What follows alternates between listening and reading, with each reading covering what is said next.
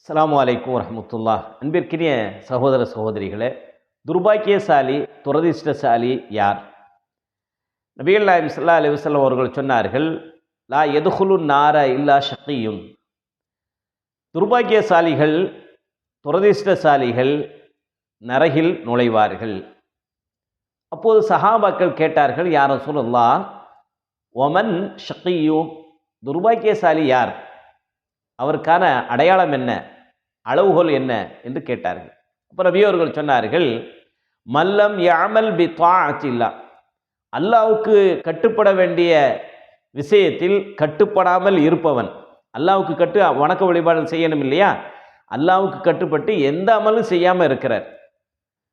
அதே போன்று வலம் யத்ருக் லஹு மஅசியா, அல்லாஹ்வுக்காக பாவத்தை எதையும் ஒன்றையும் கூட கைவிடாமல் இருக்கக்கூடியவன்.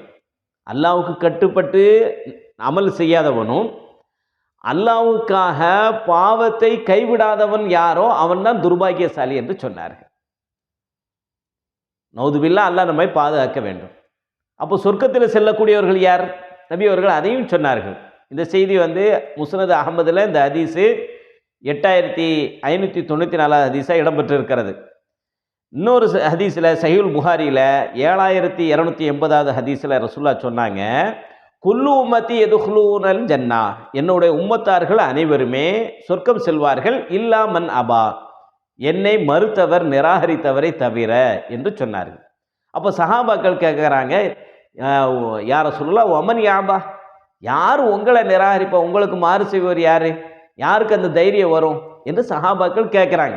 அப்போ நபி அவர்கள் சொன்னார்கள், மன் அத்தாஅனி தஹலல் ஜன்னா, யார் எனக்கு கட்டுப்பட்டு நடக்கிறார்களோ அவர் சொர்க்கம் செல்வார்.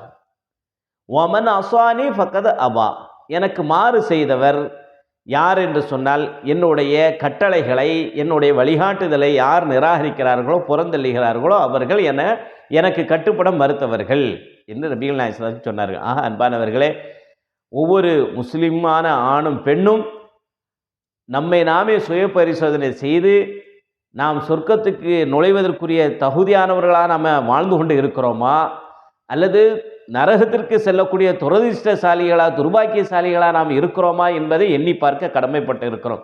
எதுவாக இருந்தாலும் அல்லாஹ்வுடைய கையில் தீர்ப்பு இருக்கிறது என்றதனால பாவிகள் பாவம் செய்வதிலிருந்து தன்னை விலக்கி கொண்டு நல்வழியின் பக்கம் வாழ முயற்சிக்க வேண்டும்.